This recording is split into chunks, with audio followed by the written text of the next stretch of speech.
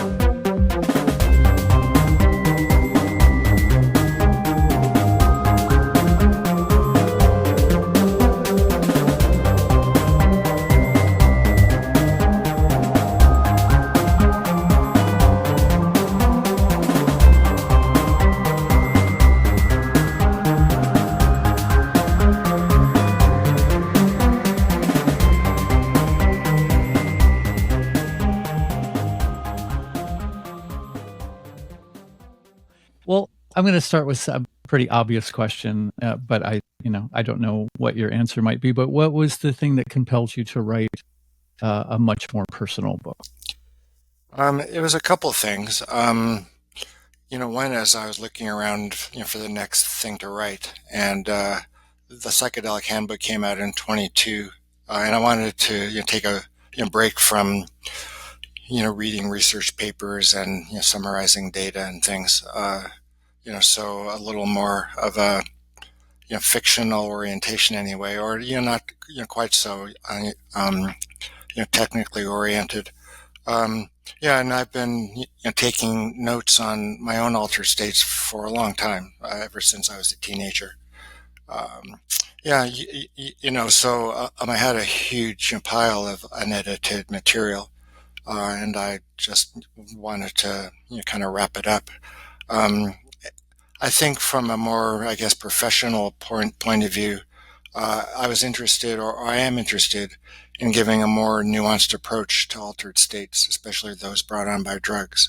A lot of it is just either just one drug or a flowery description of how fantastic they are. It's a little more of a warts and all kind of description of a number of altered states: alcohol, depression, psychedelics, meditation, all kinds of things. And I like telling stories. I don't have kids, so you tell stories, to the available audience, and I thought I would write a book and tell those stories. Cool. And I think it says something about your integrity that you included stories that don't necessarily paint you in the best light. No, some are horrible. Just the circumstances. Some I just brought on myself, and absolutely not the most heroic manner. But I do try to infuse the stories with some humor whenever possible, and I also have got at the end of each of the chapters like a commentary describing how the experience took place. Different models of understanding it, an interpretation of its contents, what I may or may not have learned from that experience. Mm-hmm. Well, it was very helpful to me too, because my history is very similar. I had experiences with lots of different mind-altering substances, but a lot of it was alcohol, and a lot of really stupid things done under the influence of alcohol, really embarrassing things. So it really was touching to me that you revealed those parts of your history, because I could relate to them so much. So it was, I felt like we were comrades in in maybe some experiences that we don't look back on so fondly. And it was kind of, for some of the chapters, it was rather stressful revisiting that material. And as you in reading the book, it's quite clear my experiences with alcohol were never particularly positive. Vomiting and falling off a pool table and being completely awkward around a girl I had just met. Laying flat in a gutter a wet gutter after a party. Yeah, so yeah, I gravitated rather quickly away from alcohol and towards psychedelics and cannabis. Yeah, your trajectory was a lot quicker than mine. It took me a long time to get the hint that alcohol was not a good idea in my life. Were you getting ready to say something? I was just going to ask you, Rick, if you think that there's some spiritual aspect to alcohol. Like they used to use the term spirits to describe it as though you were being inhabited. Do you think that there is some relevance in that that's possible, that there is some spiritual aspect? Well, I think that alcohol contains a spirit, a certain kind of intelligence or sentience almost. Mm-hmm. Yeah, it makes people more aggressive, more voluble, less self-conscious, emotionally labile, voluble, talk, talk, Mm-hmm. talk. Yeah, so it's a consistent effect. I mean, you could look at it as a particular constellation of brain chemistry changes, but that may only be an explanation of how the spirit actually manifests itself in our mind-brain complex. Lots of people really love alcohol. I Mm-hmm. refer to a Bukowski quote about the first time he got drunk, and it was a fully psychedelic experience. He was never Mm-hmm. happier in his life. The world shone around him in a way it never had before. And he says something like, I think I have found something that will help me for a long, long time. Mm-hmm. Help me get stuck in a rut for a long, long time. Yeah, I mean, it can be very blissful. That's the effect it had on me in the beginning, and I think I kept trying to replicate that effect throughout my life, and unfortunately, it doesn't really work that way. Well, I suppose it can. Well, I mean, what kept you going if it never replicated itself after the first time? Well, I should say my frequency of use. I think if I knew when to rest off of it, like maybe have a little more respect for it, and realize that it's not good to put, because it's a pretty toxic poison to put your body through that so frequently, which is what I did. I didn't have a very good sense of discipline as far as that was concerned. I was all about diving into the bliss as often as I possibly could. So yeah, I mean, I guess I had enough blissful experiences to keep me doing it, but I got to the point where the after effect outweighed the benefits that I got the previous night. Yeah, well, I guess the Surgeon General wants to put a warning now on alcohol for cancer, I suppose. But I mean, Mm-hmm. it would at least discourage people from overusing. Well, some people just really get stimulated on alcohol. It's almost like a Yeah. stimulant, or cocaine. They get really quite blissful. Mhm. Mm-hmm. I've seen. People drink that way. They drink and they get excited, and they drink more and they Yes. get more excited, and they stay excited. Yeah, as opposed to other folks who respond, primarily experiencing it as a sedative Mm-hmm. Yeah. Or a depressant. or a depressant, right? For sure. It seems to me like it's similar to heroin in that there's a law of diminishing returns. So you start maybe at that place where you reach a bliss, and then you're always chasing that dragon. You're always trying to get back to that state because you had this great first experience. But the body keeps track, and you can only get to that first place that first time, and so you can't really ever replicate it. And I think that that's the dichotomy of the experience. Yeah, I think for certain substances that's the case. I think that's especially pronounced with MDMA. The first time you take MDMA, it's just incredibly great, and it's never quite the same. At least for a lot of the people I've talked with. On the other hand, the first experience with a substance it might be spectacular, but um, subsequent ones may still be very positive. Like my first Mhm. experience of cannabis was fully psychedelic, and that's never happened before. At the same time, I continued to enjoy smoking it over the years. To the present. To the present, yes. Mhm. Yeah, it's a different marijuana is a different creature than it was back in the 70s.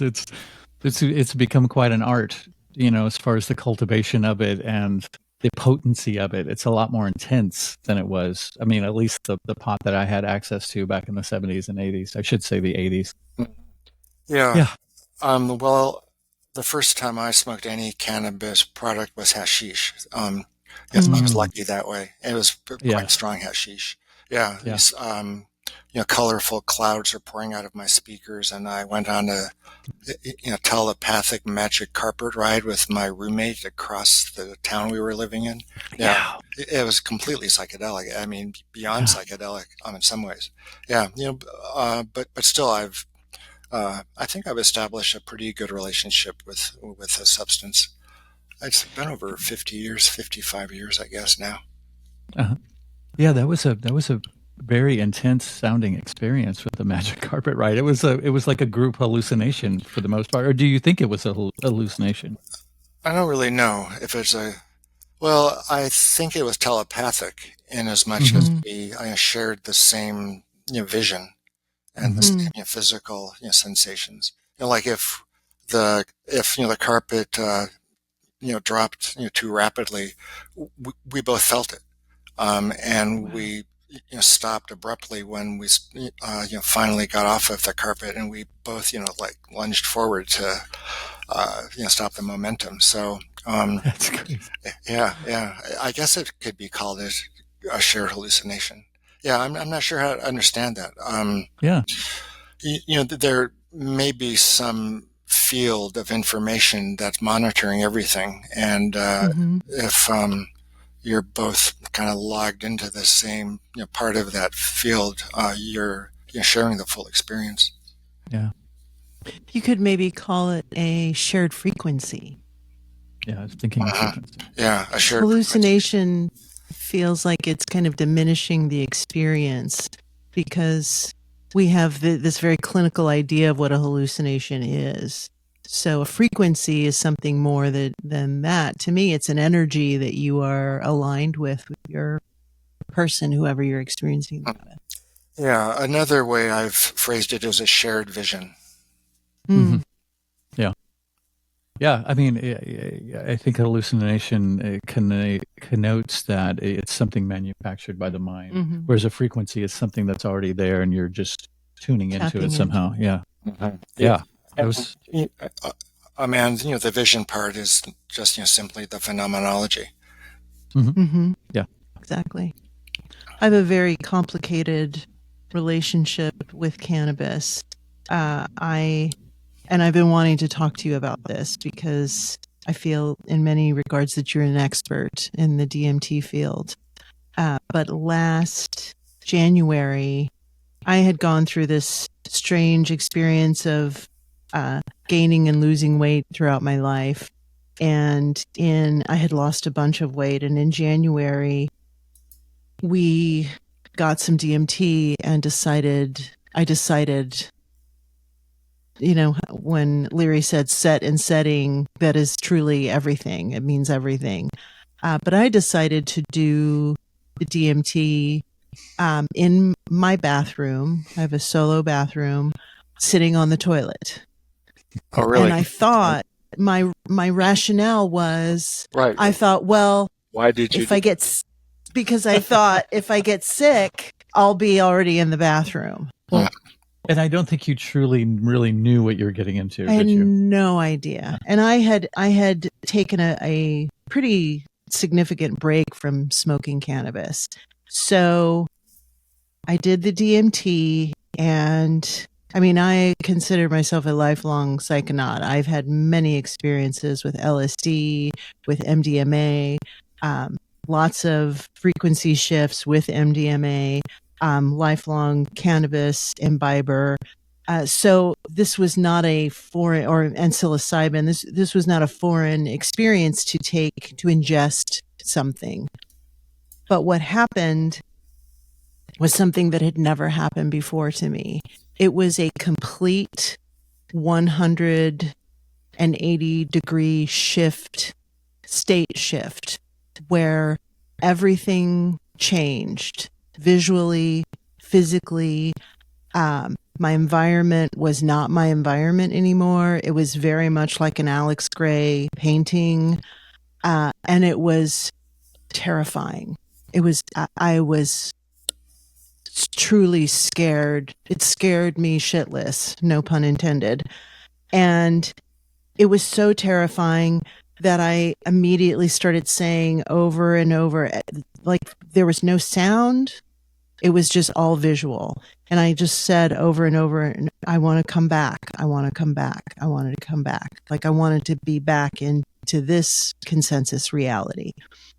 And it took maybe 3 to 5 minutes for me to get back into my body. After that experience, I felt very flimsy psychically and physically. And so I started to eat. I started to smoke cannabis excessively, and I gained probably 70 pounds of the 100 pounds that I had lost. And that was as a result of the trauma of that DMT experience. Yes. Yeah. It literally scared the shit out of me. So what was your intention in smoking it in the first place? I think curiosity. We had recently had Danny Goler on the show. Oh, really? Cool. And we are, Chris and I are very open to psychedelic experiences, to new experiences. I think I was curious, and I thought, I can handle this. I've tripped before. I know this space very well, but it was such a significant shift that I needed to be in my body and solid again. Yeah. Well, what kind of information came through in that visual space? It was, again, like I jumped frequencies. I jumped into another reality that was way more animated than this reality. Everything was fluid. Everything was moving. It was very beautiful, but it was just so scary at how quickly it happened. Yeah. And I felt like I was going to get stuck there. Mm. Well, yeah. Andrew Gallimore?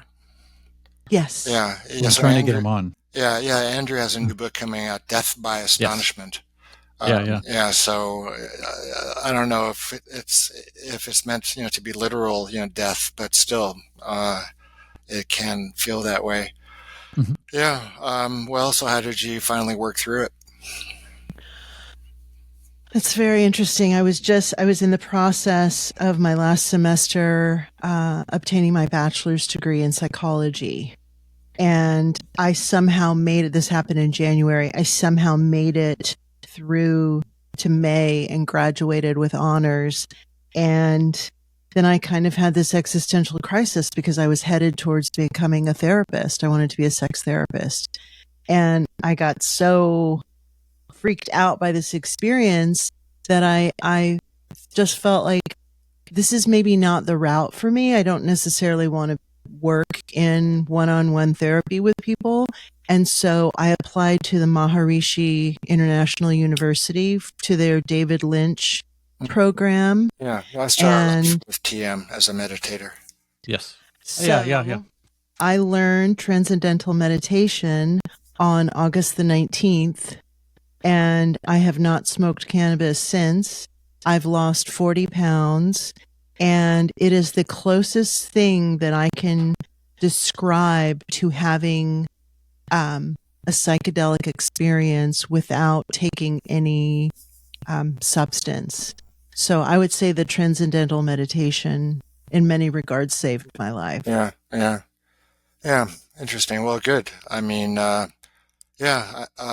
people can have really traumatic experiences from psychedelics, and I think the ones that come on so quickly and just thrust Yes. you into this alternate reality can be the most traumatic, because you just can't prepare, no matter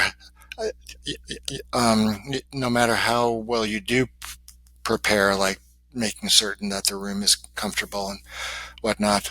But the rapidity of the transition can be really disorienting. Were you by yourself, or were you with Chris? Chris was downstairs.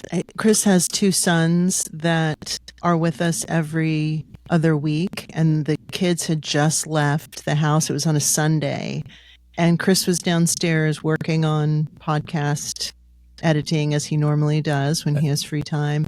And I got out of the bathroom. I was able to finally stand up, and I got out of the bathroom and I laid down on our bed and very weakly called him, like said, Chris. And he was like, what? And I said, can you come here? And he came into the room, and I was basically in the fetal position. And I said, I just need you to hug me. I need the physical weight of your body on me to get me back inside. So, Chris, did you know that Hunter was about to smoke DMT up in the bathroom? Not in the least. No, I think it happened very spontaneously. Yeah. Like, I think the little voice came to you and you went, yeah, sounds good. And I had or else I would have maybe talked to her a little bit about it. Yeah, and maybe sat for her and whatnot. Yes. Well, Terrence used to say one's hand always shakes lighting the pipe when you're about to fire up some DMT. Yeah, you really have to go in with some trepidation. Yeah, absolutely. I have a tremendous amount of respect for that substance now. And there's a side of me that wants to try it again in a different environment. I've thought, because I like to do things that are maybe a little unusual. I thought, I could do it in a flotation tank, or I could do it outside or at the beach or somewhere else. And then this rational side of me is like, no, just keep meditating and just pump the brake for a moment. It's okay. Yeah, I would suggest a really comfortable, boring, safe space to do it in. Yes. Yeah, you don't want to add misery to terror. Yeah, exactly. Yes, for sure. No, it was beautiful. That was what was so complicated about it. It was that what I experienced visually was so all-encompassing. It wasn't like when I've taken mushrooms, I can see the aura of the world. I can see the aura of trees. I can see things as they are, but with this other layer on top of them. It was not like that at all. It was like someone peeled this onion. Oh, yeah. Well, people are smoking 5-MeO DMT, 5-methoxy DMT, which is more potent on a milligram per milligram basis. And it's not really a drug that creates a lot of mental content. It's mostly just a whiteout. And you're out of your body and you just lose all sense of self. You may even not remember a lot of the trip. You may crawl around or scream or flail or do any number of things and have no recollection. And people can be traumatized from 5-methoxy DMT. I think more than DMT. Because you just don't remember what you did or what happened, which I think can be very troubling. And flashbacks are the most common on that drug, from what I've heard, relative, to other psychedelics. There was a Dutch study a number of years ago. They were following the participants in a 5-methoxy DMT retreat in Holland, I think. Yeah, and a number of people smoked it, and a number of people got it intramuscularly. And the number of people with flashbacks was enormous, like 75% or something. Most people describe the flashbacks as positive and cool and fun and a free trip. But if you've got a serious depression, let's say, and you're going to be experimenting or even being treated with with 5-methoxy DMT, I think people are going to need to be very careful about the flashback phenomenon. Do you think that DMT is like LSD in the sense that your state of mind that you are in when you take it is sort of could possibly be a template for, or like something that is superimposed over your experience of the drug itself? Or do you, with DMT, sort of leave that at the door and go someplace completely different? Well, I mean, even if you went someplace completely different, you would still only be able to view it, to perceive it using your Yeah. mind-brain complex, which is uniquely yours. Based on your experiences and your genetics and what you've seen and what you've read and what the emotional, your emotional life, so yeah, I think it's 100% dependent, even if it's, well, that would certainly be the case if it was just, purely your brain on drugs. But if it weren't and you were, perceiving some alternate level of reality, I think you'd still be dependent on the receiving your apparatus, interface, which is you. Yeah, exactly. So, what is your take? Visiting, is it? It's, I know it's all subjective, but the one of the big discussions surrounding the DMT experience is: are you manifesting this stuff internally in your mind, or are you actually visiting a place? Because it seems like, I mean, and organizations like DMTX, which I am pretty sure you have a lot to do with, are about going in and sort of mapping this place as if it were a place. Is that your belief, or what is your take? Well, I mean, I'd have to ask you, what difference would it make? Yeah, I don't know if it makes any difference whatsoever. And maybe there is no difference between a place and your mind. I mean, maybe you have several places inside of your mind.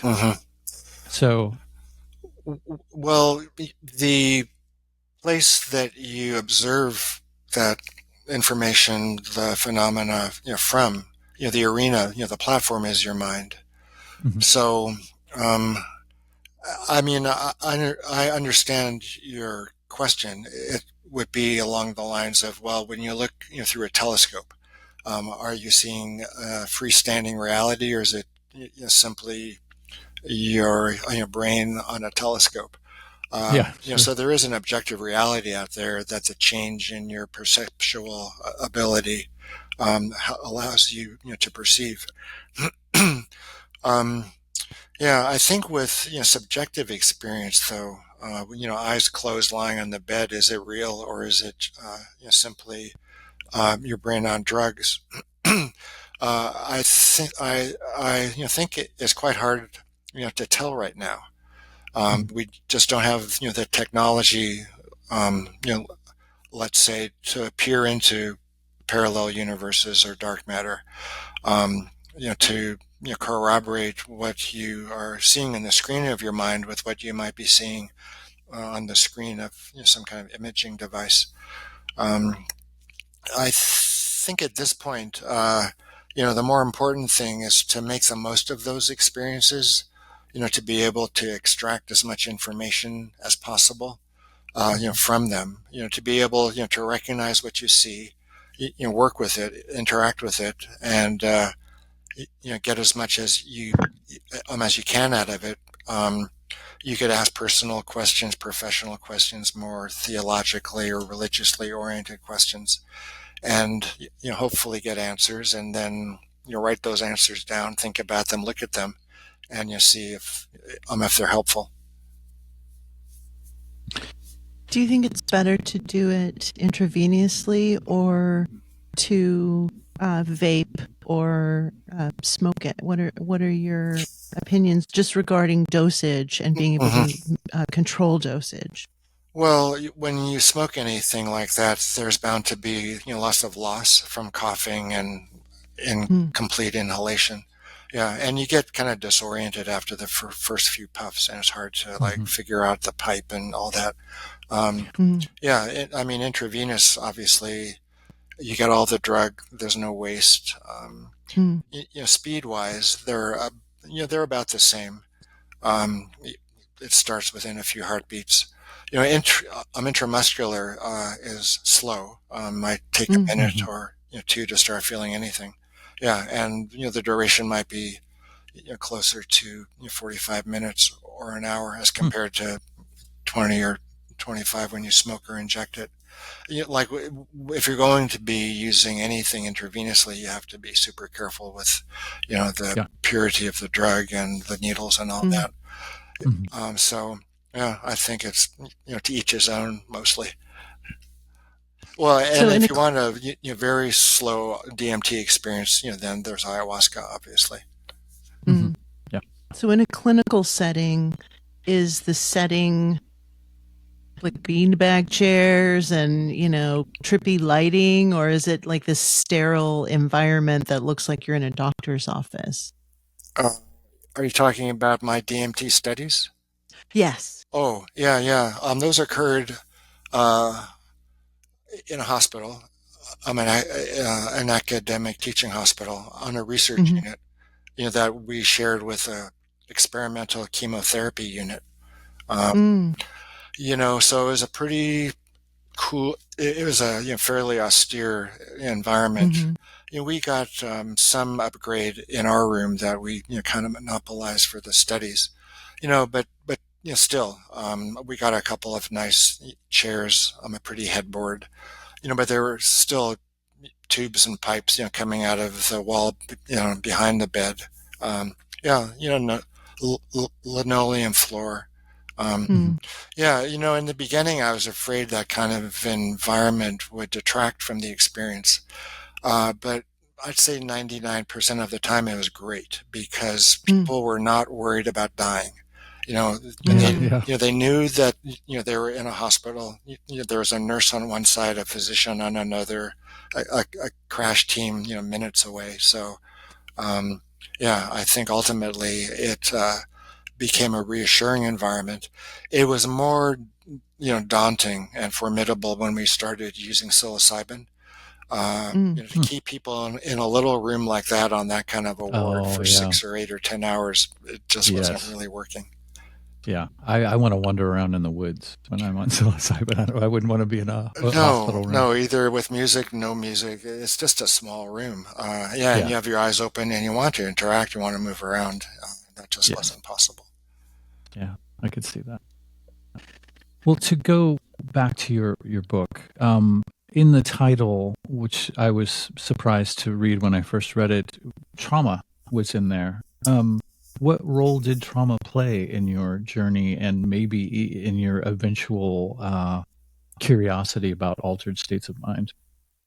Um, yeah, that's a complicated issue. Well, the um, the family that I was raised in, my dad was was an alcoholic, and it lowered his inhibitions, regarding physical punishment. Mm. So I was spanked, beat up a bit. Yeah, and like at a very early age, I needed to contend with a state of mind, which was being hit. So Mhm. in retrospect, I think I experimented with a number of responses to being hit. Like I could cry, or I could grit Mhm. my teeth, or I could just, I could try to dissociate, to be calm, to be Yeah. mellow, those kinds of things. Mhm. So as a small kid, your powers of concentration aren't strong enough to, be able, to meditate while that's going on. Um, Mhm. yeah, so I began experimenting in a way with my own mind, back then as a way to cope with pain and unpredictability.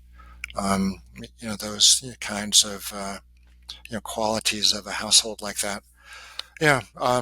And so, I was really a straight kid, like smart and athletic and popular and all that.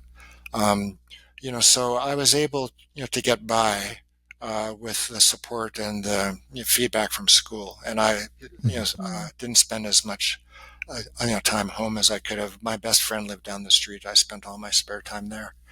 But once I went away to college, I lost all of that social support, which was buttressing me, to help with dealing with the traumatic qualities of my household. So I was quite keen to experiment with altering my consciousness, Sure. and as we were talking about earlier, I didn't really find alcohol all that beneficial or pleasant. But the first time I smoked cannabis, I was 17 or so, and it was just a fully ecstatic psychedelic experience. I was happy. I wasn't self-critical. I was relaxing. I was discovering all these things in the music, and thought, and it. Well, I started college as a chemistry major. When I was younger, I liked making fireworks and bombs. And so I started college as a chemistry major, hoping to start my own line of fireworks. And I was discouraged, obviously. But that first cannabis experience seemed to me to be an example of chemistry. Like, here's chemistry in action. I'm not making bombs or fireworks, but there's all this really amazing stuff occurring, as opposed to a change in brain chemistry. So in some ways, the die was cast on a couple of levels. One was I wanted to understand how this occurred. What is going on in the brain that things can change quite so radically. And the other consequence was that I wanted more and more of those kinds of experiences, which led me to a number of catalysts, which I describe in the book. Did you notice that how you responded to your father? You mentioned 3 different states or 3 different potential reactions that you had. Did you notice that your reactions influence or affected the spanking, or did it have no effect whatsoever? Like each of the 3 potential responses was predicated on, I hope this shortens and lessens what's going on. So it was important to cry. So if I didn't cry, that was no good. And I wasn't strong enough, to dissociate. So, mostly I just, cried and just, grinned and and waited, for it to pass. My father was also an alcoholic, and my mother experienced manic depression throughout my childhood. So I can definitely relate to using different modes and modalities to try to deal with that. My primary issue was neglect, because my father traveled a lot, so he was gone. We had this pendulous relationship where he would be good for about 2 weeks, and then he would get the bug to get out of the house and get away. And so I found the same exact experience where I tried alcohol because he was an alcoholic, and I didn't really like that experience. And I had a best friend who was a cannabis smoker from the time she was 12 years old, maybe even younger. And it was such a relief to have some distance from my pain that I was really drawn to cannabis. And then I've spent 40 plus years on and off using it because I felt like it put a veil between myself and my trauma. But the thing that I found so interesting is that with the meditation is that there is it almost feels like air has been released from an overfilled balloon. And I just feel this sense of a ease or a pressure release that I've never experienced before with cannabis. In my experience, it felt like I was just avoiding the potential that I would eventually have to deal with. And so it kind of put something between me and my pain, me and my partner. And I don't know. I think that the survival skill we have as humans is to try to find things to make us feel better. And we do what works. Yeah. Sometimes what doesn't work. Do you remember the Tibetan Buddhist teacher Chogyam Trungpa? Oh, yes. Yeah. There's a quote from one of his books, which I have never been able to locate. But he didn't encourage marijuana use, because he believed it was like meditation. And you would feel like you were meditating because you're in the moment. But it was because of no short-term memory. That's why you're in the moment. But I think still no short-term memory feels good in a lot of ways. Sure. So that was his critique of cannabis smoking. I think also it's a replacement for psychotherapy. And it can be a reasonable compromise at the same time. Like you can develop insights, and you can write things down. You can remember things that you may have forgotten. You can make emotional contact with certain parts of your life that you weren't able to before. But it's more state specific. I mean, you're there and you get those insights when you're stoned, and they kind of evaporate when you come down. So you need to repeatedly be stoned. I wrote a book review years ago on a book called Living High, and it was about big time pot smokers. They just smoked from morning until bedtime, and I concluded that it was a reasonable compromise for these folks between expensive long-term psychotherapy and not doing anything at all. And I got some grief for making that recommendation, but I think it's true. It can help in some ways, and it's much easier than long-term therapy. I totally agree. What are your thoughts about this normalization of psychedelics? Like, this idea of psilocybin shops sprouting up all over neighborhoods. Would you recommend, just the average citizen? I mean, how could I?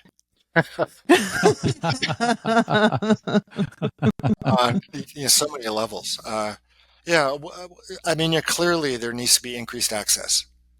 But I think, mushroom, shops, it's just kind of reckless, and you're asking for trouble. You're asking for adverse effects. You're asking for emergency room visits and inpatient visits. You're asking for a backlash. And the ostensible medicalization thing, like it's a healing center as opposed to a place to buy drugs to get high and have fun. I think it's a bit I'm ingenuous. I think with the cannabis legislation, which evolved over time, it began for medicinal use, but the long-term goals were to open it up to recreational use, and I think that would be the same mindset that is driving a lot of this legalization, decriminalization. There needs to be increased access, but I think it needs to be regulated, needs to be vetted, needs to be really cross all your T's and dot all your I's. Regulated drugs, good therapists if you want therapy, good spiritual folks if you want to work on your spirituality, creativity. You could have workshops and whatnot, but I think you really need to screen people. You need to vet people. You need to vet the therapists. You make certain that the drugs are sterile and pure and what they are supposed to be. So I think legalization and decriminalization is a little too Wild West. I was up in Denver a few months ago at a psychedelic cup, and it was a competition for who grows the strongest mushrooms, who grows the strongest pot, who grows the strongest San Pedro, and there's chocolate bonbons with a pretty good dose of psilocybin in them, which are like candy. You have two of them, and you would have to sit down. So I think that maybe, you know, I'm, well, I'm afraid that with increased access there and with unregulated increased access, there's going to be increased mortality, morbidity out there. Hmm. What I find fascinating, especially in the cannabis realm, is the use of pesticides and how people may be getting high off of the pesticide and not necessarily the cannabis. And so the regulation there, it seems like there's kind of a missed opportunity to really start growing organic, indoor cannabis and really, the bespoke artisanal cannabis should be maybe more normal than how it was when I was a teenager and you were getting ditch weed that God only knows what was being sprayed on it. Sure. Yeah. Well, know your source. Yeah. Mm-hmm. Yes. There are lots of legitimate, responsible, mindful cannabis growers out there. Yeah, I think having the mushroom shops would be different in a culture where there was more of a tradition or a lineage of responsible and respectful usage of these plants. But just having it be another thing on the marketplace of recreational substances is a dangerous pursuit, because some people are going to want to take it and take lots of it and go to an amusement park and maybe freak out and have a horrible time of it, as opposed to doing something a little more insightful. Maybe use it to cultivate your awareness or expand your consciousness or whatever. Yeah, well, I think that any experience like that is a combination of the set, who you are, what's your intention, the setting, For sure. Yes. which is where you do it and with who, and Mhm. it's important to also think about the dose. Like if you want to go to an amusement park, you take a small dose. Sure. If, Yes. but you have to think about it to make certain that you're optimizing all the variables. If you want an insightful experience, you would do it indoors at a higher dose. Take a walk Mhm. with some friends. It would be perhaps in between. So, can you describe your first experience? Like, what was the trajectory after cannabis? Can you hear us? Yeah. Okay. Well, the next thing I really dove deep into was psychedelics. Especially frequent use of LSD. Mm. So, yeah, I started. It was just a few months after that, probably. Like it was interesting. I grew up in the San Fernando Valley in the 1960s, Hmm. which God willing will not burn down. Um, Oh. yeah, and it was middle class Jewish friends and community, and we were a really straight group. No one smoked, no one drank, no one smoked pot. Um, Certainly, no one was taking psychedelics. Um, so I felt like I had a lot of um, work to make up for. So I just dove into psychedelics with a passion after those positive cannabis experiences. Yeah, so that's what I mostly focused on, I guess, for the next number of years. Um, I didn't, well, after one especially frightening LSD experience, stopped taking psychedelics. I described that in the book as a chapter called Permanent Insanity. And it was Yeah. quite scary. Yeah. And I said, Sounds I like don't it. think I want to take any more psychedelics for a while. Yeah. And Yeah. I stopped for a number of years. And I resumed when I moved to New Mexico in the 1980s. There was a research group, that was um, taking new and old psychedelics. And so I got back into it then a few years later. MDMA, psilocybin, ketamine, the whole gamut, some experimental drugs. Um, Yeah, so my first acid experience was at a party at a girls' dorm, Mm. and everybody was flirting, and I was completely out of my element. I was like, as I was describing earlier, I like making fireworks and bombs. I wasn't much into girls. Um, Mm. yeah, so yeah, I found a room where the food was, and sat down on a bed in that room, and it was a pile of fried chicken, and it just made me laugh that people were eating fried chicken. And I was interacting with the students who were, going up to get the fried chicken, and I said, that's fried chicken, don't you? And and you're going to eat that, right? And people are looking at me like, what the hell? Yeah, and I just could not stop laughing. I just laughed and laughed and laughed and laughed. Yeah, and at a certain point, somebody came in who was a little more frightening, and I felt this interesting swinging between sheer ecstatic laughing, bliss, and abject terror. How Hmm. the strength is kind of generic in a way, and the the valence, the quality can Mhm. vary widely. Yeah, but thankfully, it was a friend, and he asked me how I was doing, and I told him, and yeah, that moment of fear passed rather quickly. Yeah, Mm. and but I was really intrigued. I had never laughed so hard in my life. Uh, yeah, so yeah, and a week later, my friend and I went up to the mountains in the snow on LSD, and it was a completely different, but similarly very profound experience. Did the exploration into Buddhism and TM occur sort of in the middle of that psychedelic period, or before or after? Um, well, my first flash of the potential of enlightenment, what's called bodhicitta, Mhm. occurred on that second LSD experience in the mountains in the snow with my friend.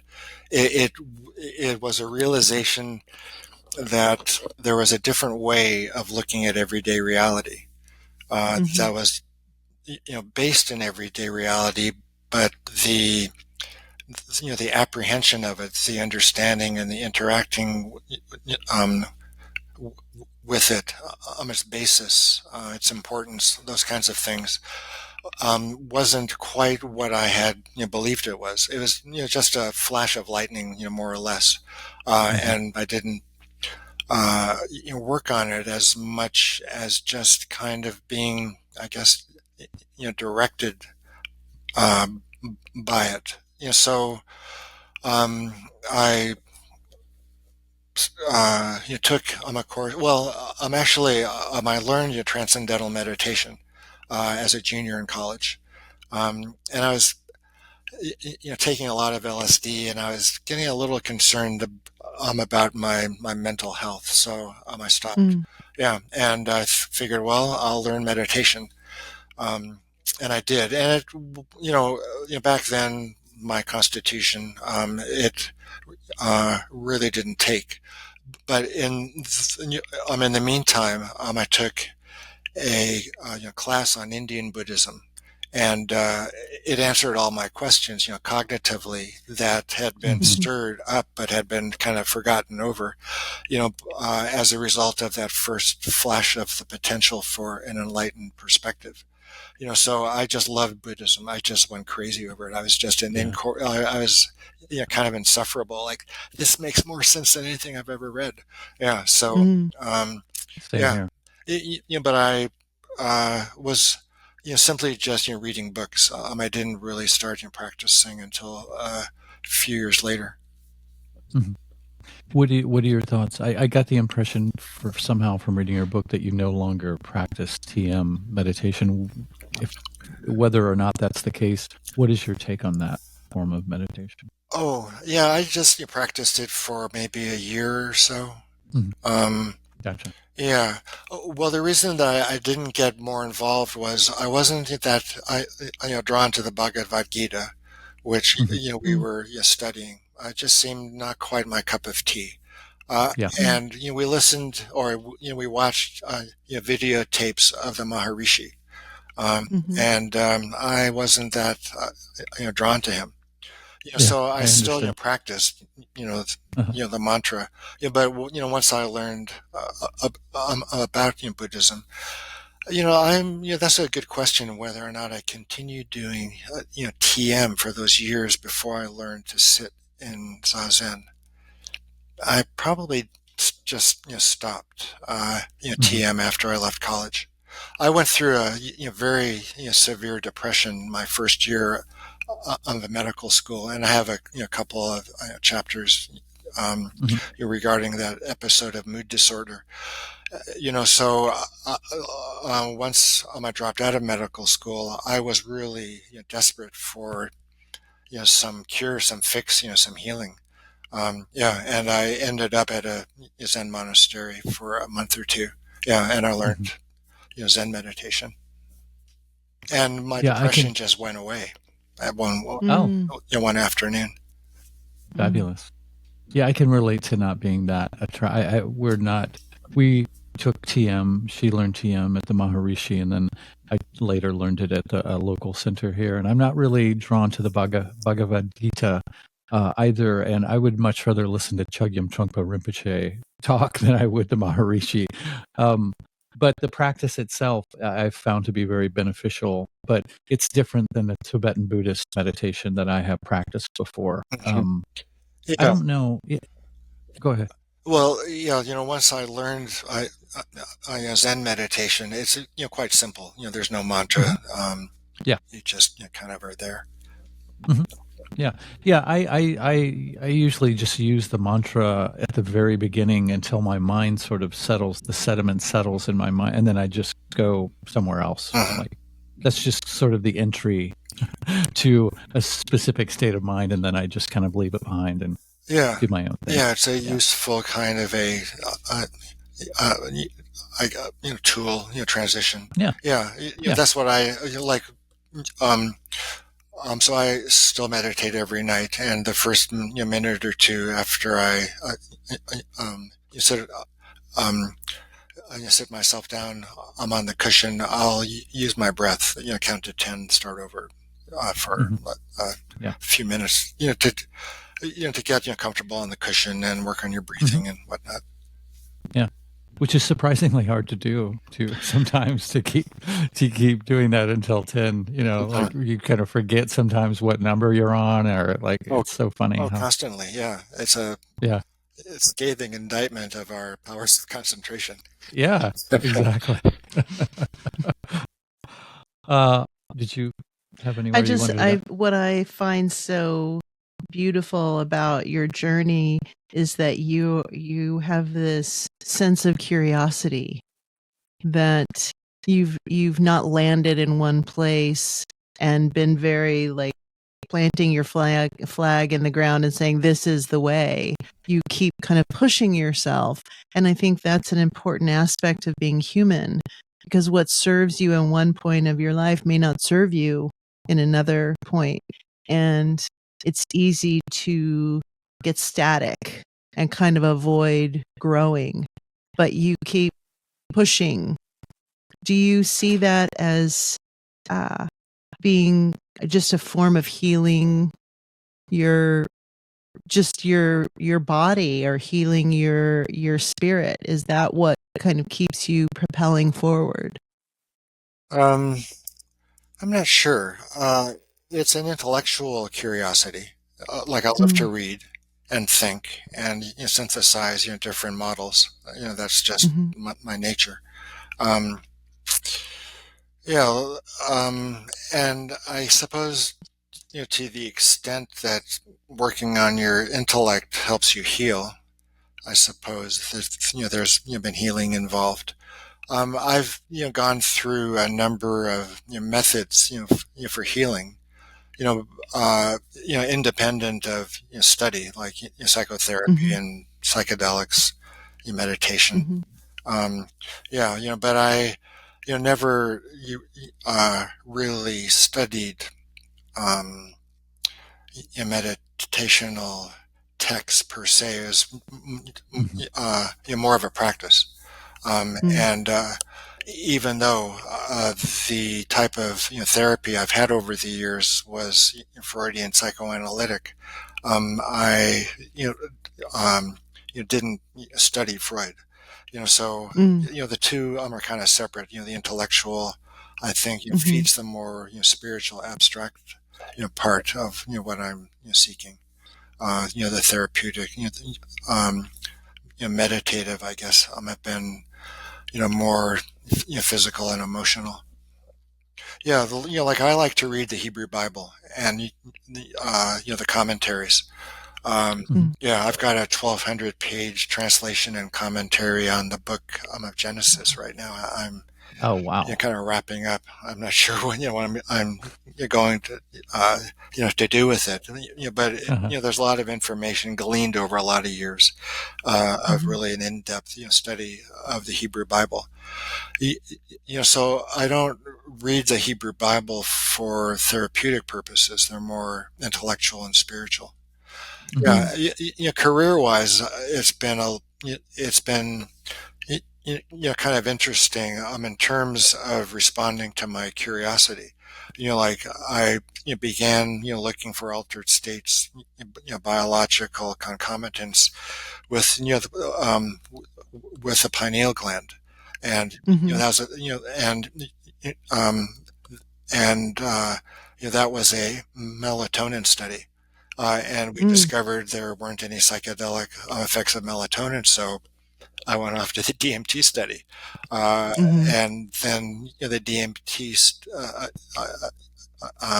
study wound down, and I received an answer from doing that study, to an important personal question, both academic and personal, which was, is there anything inherently spiritual in the pharmacology of the drug?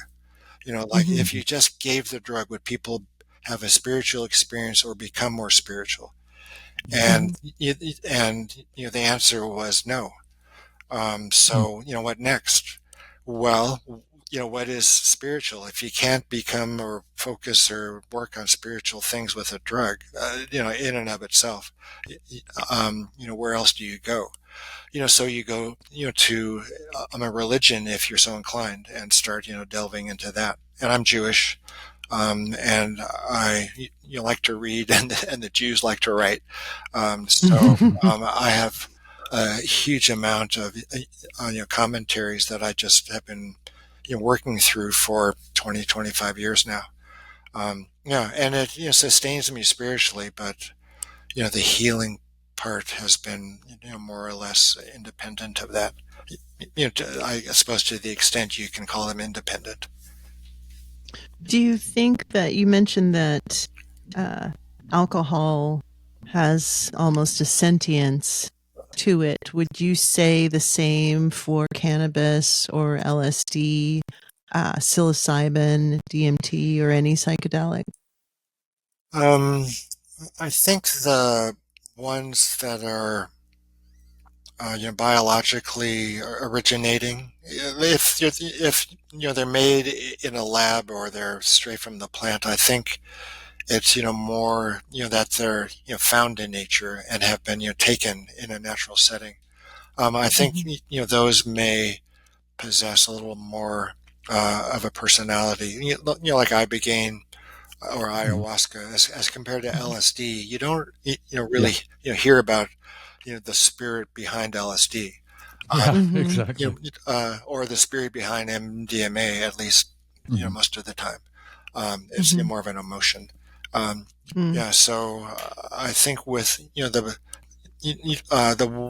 ones which occur in the natural world, cannabis too, obviously, I think. It would be curious if the person that was manufacturing the LSD or the MDMA was saying mantras or praying over the drug as they were making it, if that would have some type of an effect. That would be an interesting thing to track. Yeah. It could. My guess is it would be a subtle effect. Mm. Mm. Okay, we talked about the increased accessibility of things like psilocybin these days, but as of the last probably 10 years, close to 10 years, there's been a sort of a renewed psychedelic renaissance. What what are your thoughts about that? And do you think that in any way your research in the spirit molecule had anything to do with that? Um, well, the study at the University of New Mexico in the 90s was the first new American study with these compounds Mhm. since the passage of the Controlled Substances Act, which occurred Hmm. in 1970. Yeah, and we gave our first dose of DMT in November 1990. So 20 years had elapsed. Before any new clinical studies with Sure. these compounds took place. Yeah, and I spent 2 years working out a system of doing Schedule 1 research with humans. It was very difficult, to get the FDA and the DEA, Yeah. to be on the same page and to get them talking with Hmm. each other and expedite the approval of the project. So all of the subsequent studies which occurred after mine utilized the template that we had developed of doing a Schedule 1 study with people. Yeah, there was Mhm. a University of Arizona study, giving psilocybin for OCD. There is a couple MDMA studies, Wayne State and UCLA, and there was an ibogaine study in Florida. Yeah, and then I helped the Hopkins guys get up and running as well. With the model and our grants Mhm. and whatnot. Yeah. Well, like most of that was occurring under the radar until the Hmm. Hopkins folks began publishing, and then Michael Pollan got interested in their work. Yes. Yeah, Hmm. so things, that first mystical experience, psilocybin study from Hopkins, I think, came out in 2006, and I, Mhm. wrapped up my studies in '95.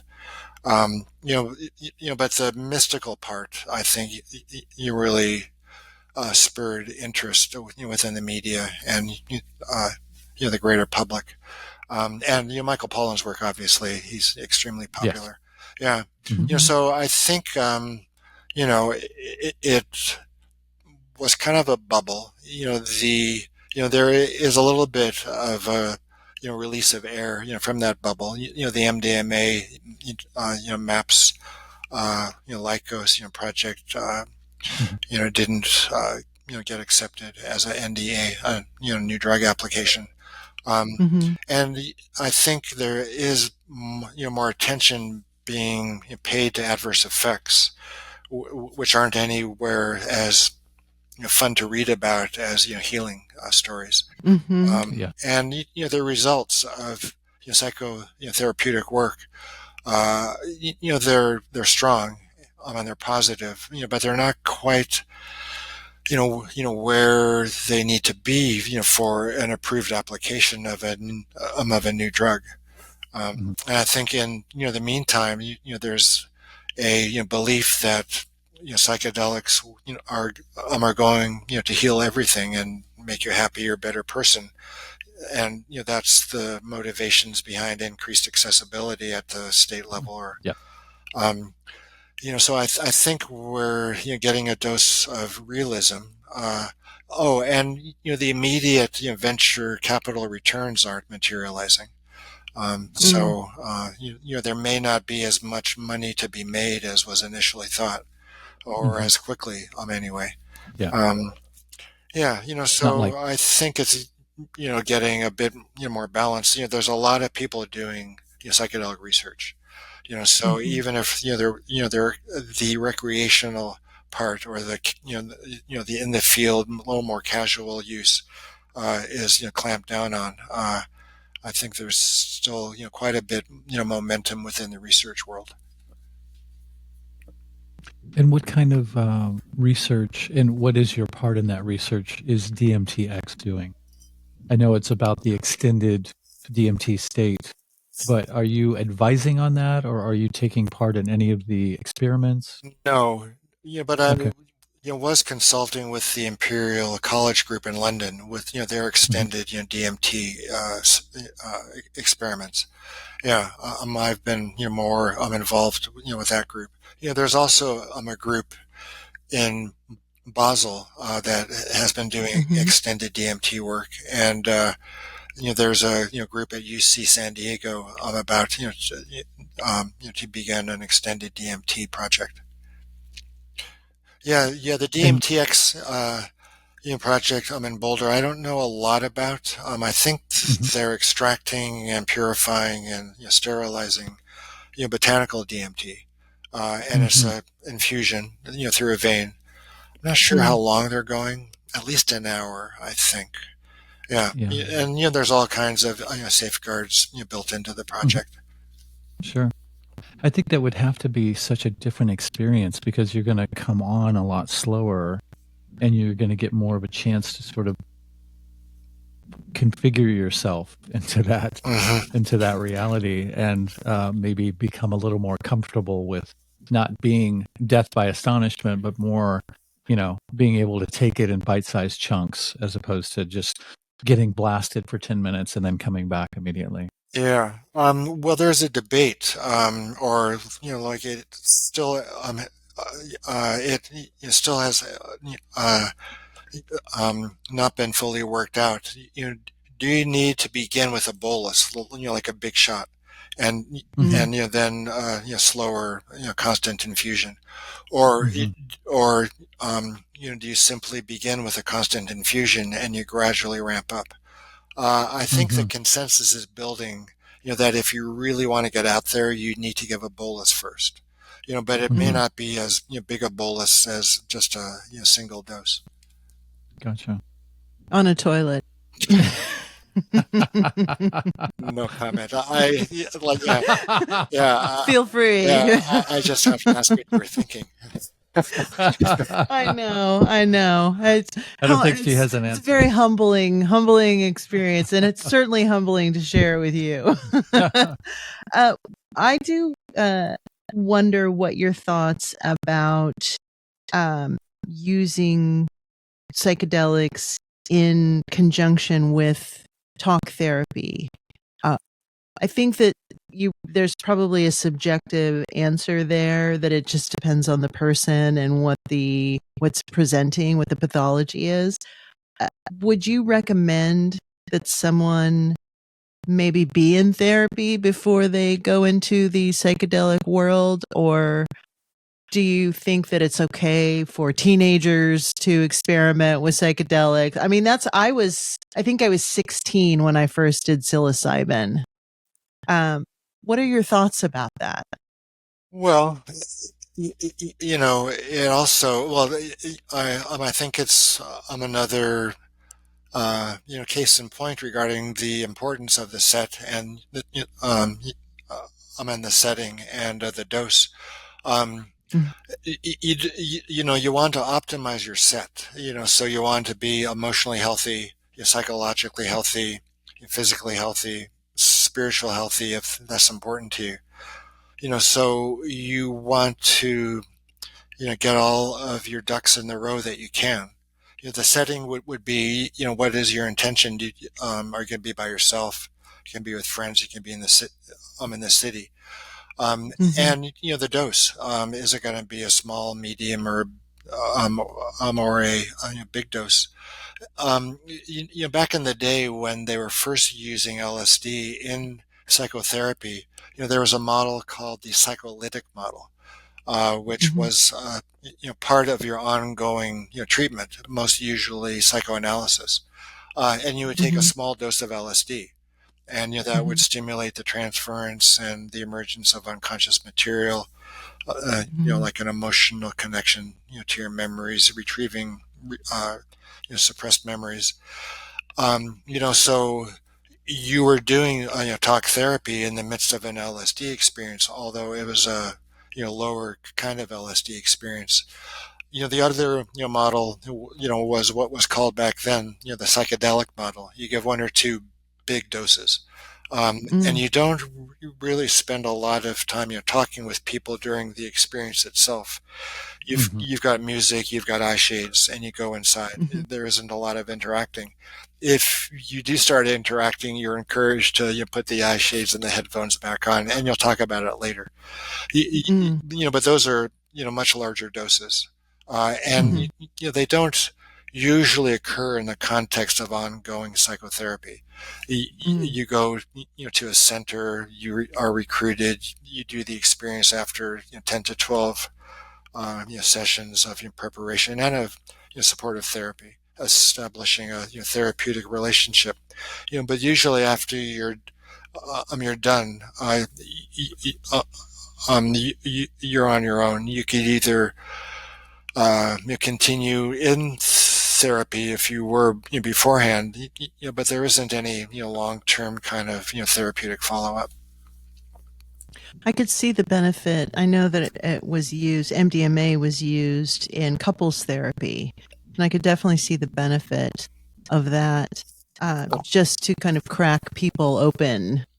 Well, I have an interesting MDMA couples therapy story. My wife and I back then, I'm divorced now, and I had to have paid more attention, I suppose, back then. Was we took MDMA for the first time together, one day, and we did not really dig each other. I went into my room doing my thing. She went into her studio doing her thing.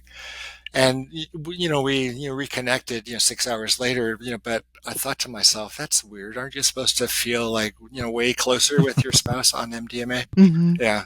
So Interesting. I ought to have, read the writing, the writing on the wall back then. Yes. It's interesting because our sons are 15 and 17, and neither have ever had a drink.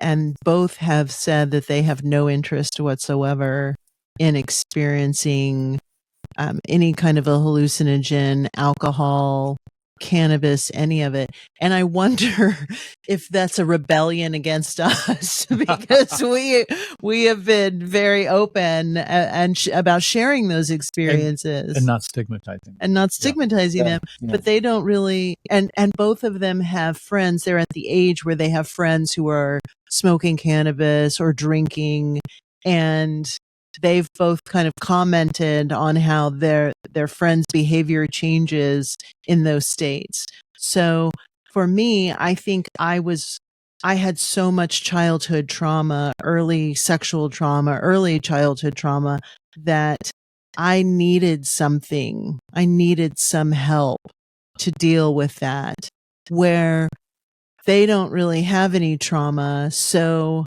they're not really looking for any kind of a release valve. Yeah. That makes a lot of sense. I think also, certain things do skip a generation. So their kids, maybe heads big time. Yeah, for sure.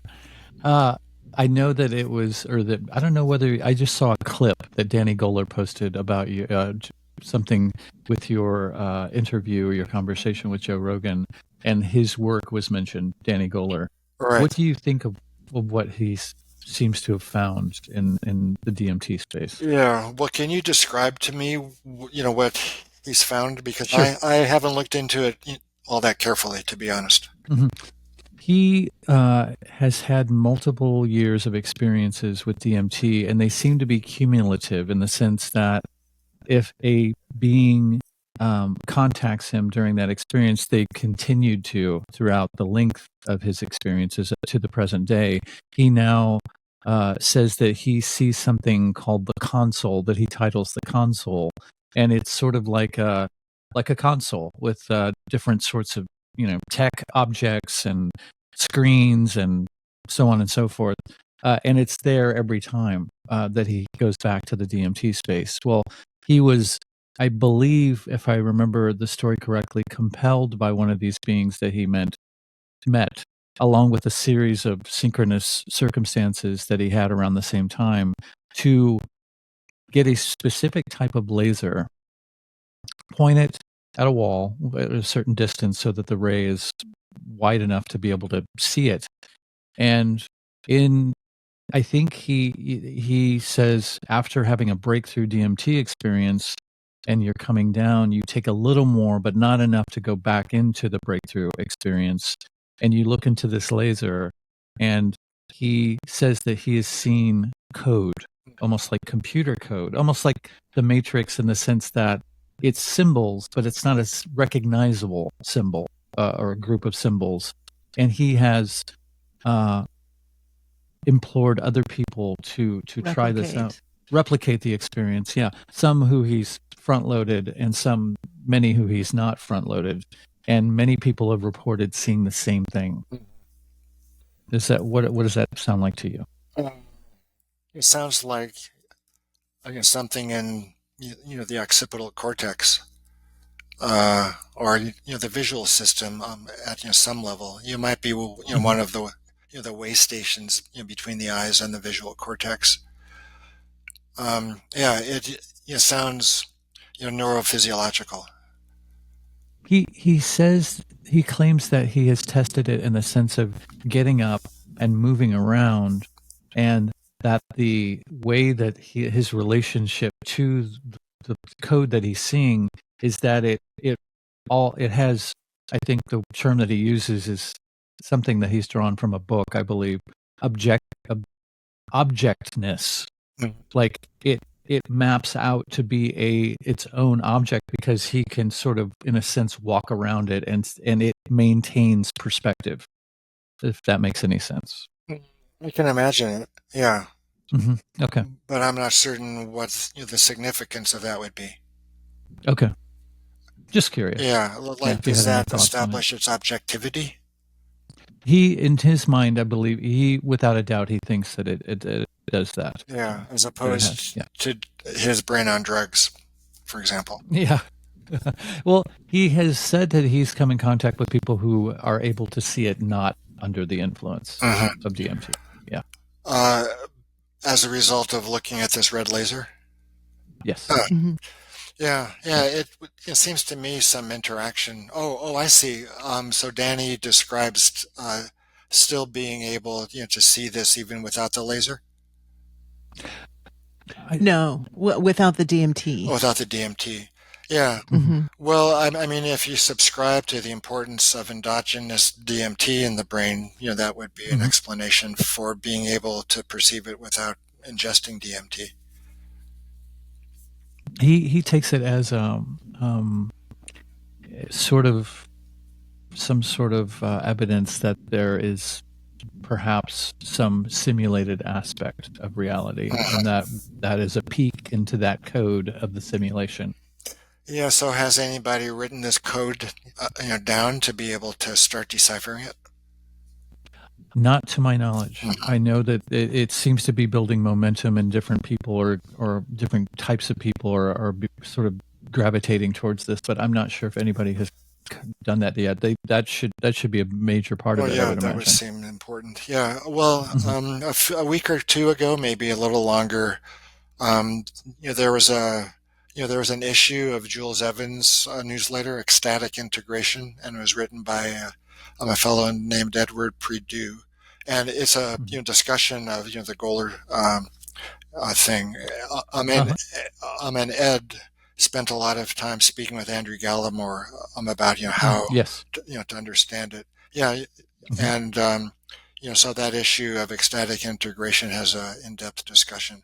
I'm more in line with Andrew, but that's because of our backgrounds and training and things. Yeah, sure. Yeah. He does mention Andrew in many interviews, and Andrew, as you probably well know, responded to him. Did a video response that was almost as long as the interview that he's responding to, and then Danny did a response to Andrew's response, all very polite and very respectful. Right. But yeah, interesting to see the give and take.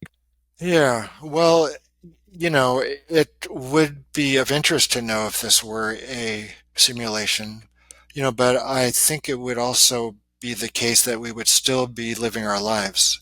There still would Yeah. be, cause and effect. If this is a simulation, if I have a dry mouth, I'll drink water and my mouth isn't as dry. So, Yes. Simulation or not, that's certainly what seems to be going on.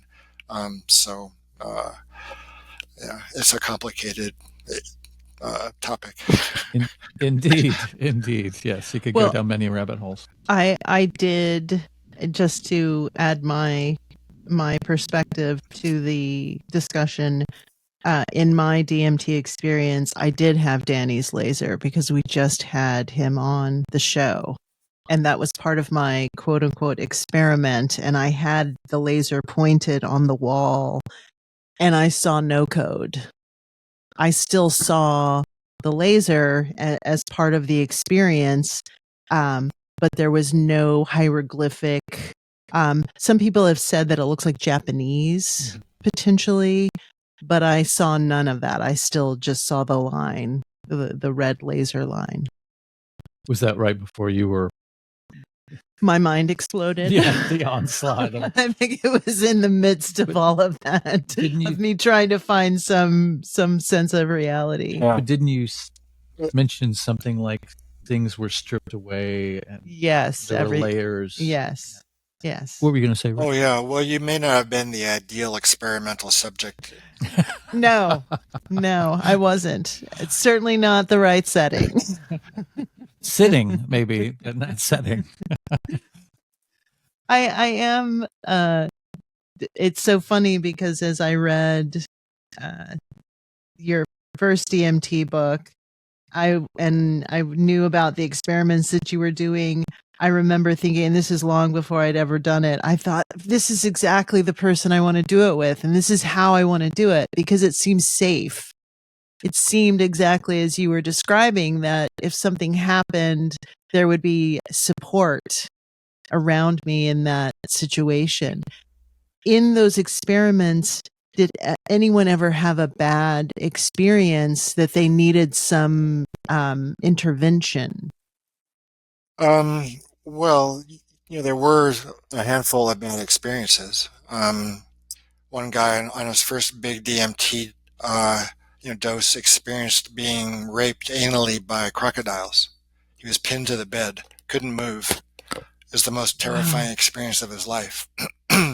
Yeah, so we spent more time with him. He came in a few times to my office to make to make certain that he was feeling all right. Yeah. Mm-hmm. There was someone whose blood pressure dropped like precipitously, and we had to move the bed around. One guy developed panic attacks afterwards, and we had to spend some more time with him. Somebody was driving home and felt like the world was coming to an end, like he was convinced the world was coming to an end, and he had to get home as fast as he could. So. Yeah, I mean, like even screening our volunteers as carefully as we did. A big DMT dose is a big DMT dose. Like our the high dose that we used was 0.4 milligrams per kilogram, and every study since ours has been using 0.3 milligrams per kilogram. So I think we may have just touched upon this is almost too high a dose. So I think for safety's sake, a smaller dose is still fully psychedelic, but not quite as hair raising.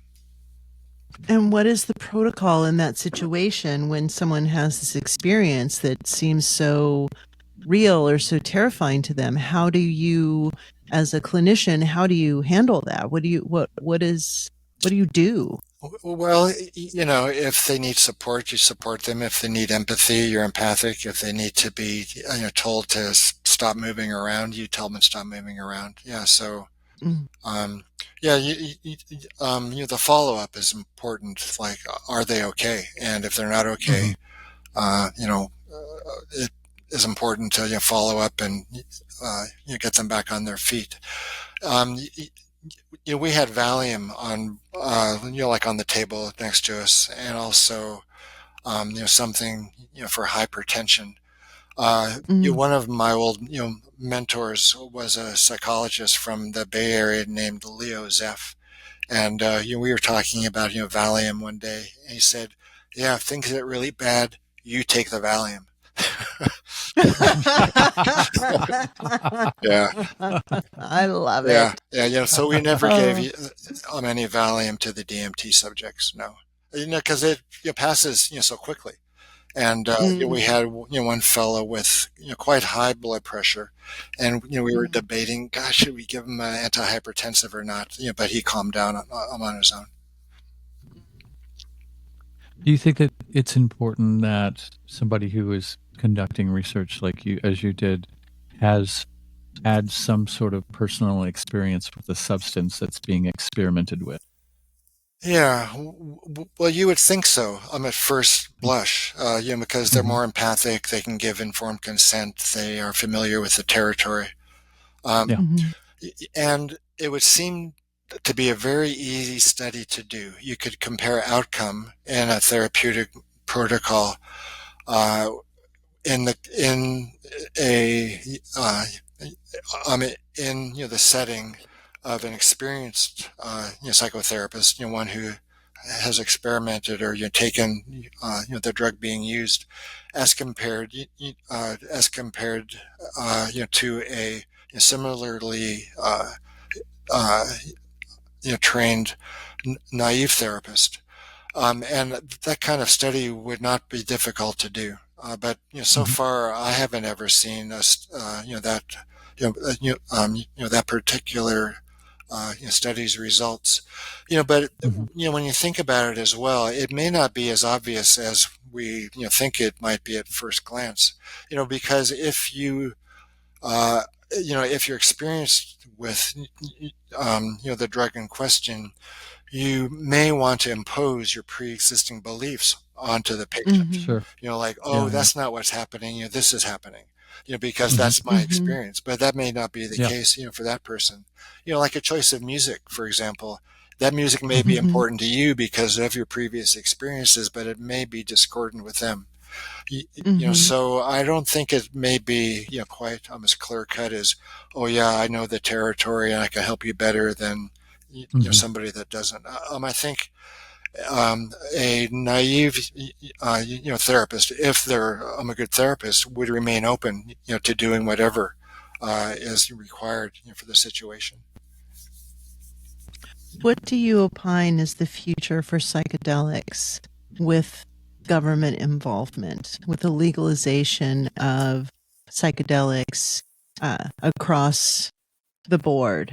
Do you think that that is going to be beneficial, or uh, do you think that there's a cautionary tale to be had in that?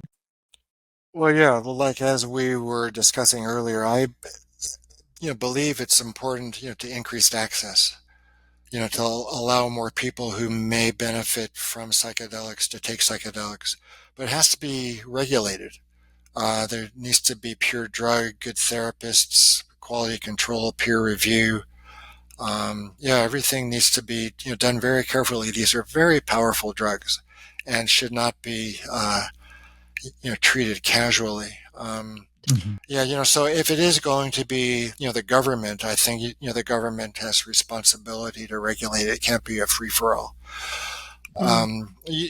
But there isn't only medical use. I mean, there can be spiritual use. So I think it behooves us to think about the religious models as well. Would it Mhm. be anybody who puts together a church and says they want to be exempt because they're a church, or is it like a subgroup within an established religion with the blessing of that established of the established religion, or is it a splinter religious group? Yeah, yeah. So the religious practice element still needs to be worked out. I don't think that's been worked out as carefully as, or as far along as the medical use has.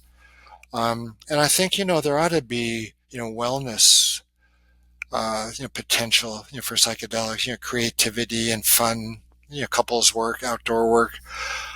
But Mhm. I think it needs to be monitored carefully. Like there's all these retreat centers, and some of them are not doing good work. And mail order ketamine. You can now mail order injectable ketamine. So I just don't think that bodes well for the field. I think the more loose you play, the more problems are going to develop. And unlike a lot of these substances, something like ketamine is addictive. Like it's addictive. John People Lilly die on it if they take too much. Yeah, John Lilly got obsessively addicted to ketamine. Yeah, I have a friend who drowned in a pool on ketamine. Yeah, so that's what happened to Matthew Perry too. So yeah, I didn't know that. Well, we were talking earlier about certain substances having a spirit, and you mentioned things like LSD, probably less likely to be that way. But what do you think about the synthesization of substances, like psilocybin or something like that? Something's going to get lost in that translation if it's not the real deal, right? I'm not sure. Like DMT is DMT. Like you inject DMT from a lab and you smoke DMT, that's botanical, and I don't think you could tell the difference. I think, if you're going to take psilocybin mushrooms, there's all other kinds of components in the mushroom other than psilocybin. So like cannabis, like it's an entourage effect. There's the THC and all the terpenes. And other cannabinoids. Yeah, and I think in the case of taking a botanical psychedelic within the botanical carrier, that there's a number of other compounds which contribute to the effect. I think there's no MDMA in nature. So synthesized MDMA versus botanical MDMA, it's not really a question. For sure. Let's see. Are you working on any other books or projects right now? The main project is this translation and commentary of Genesis. It's this monstrous thing. Like huge monstrous. It's almost kind of a monster too, but it's just huge. So I'm about finished with the first draft of the book. Like I have read everything I'm going to read. I've written everything down which I could possibly use. So now is the editing of the big version. Once I've got a good big version, I'll work on a much shorter condensed version, which I think will find some audience. A 1,300 page translation commentary won't find much of an audience. But I think a well done 200 page translation with commentary would be of interest. Like everybody's talking about the Bible now. Jordan Peterson has a new book on the Bible. The Bible, and what's going on in the federal government is in lots of ways Bible oriented. So I think what is written in the Bible is very important to understand. Because we can refute what other people are saying it is saying, and you can in a way turn the tables on those folks. You could say that's not what the Bible is actually saying. If you read it, it means this. So and I think spiritually too. I think people aren't quite as enamored of Zen or Hinduism or whatnot. Even shamanism, I think, is still kind of peripheral.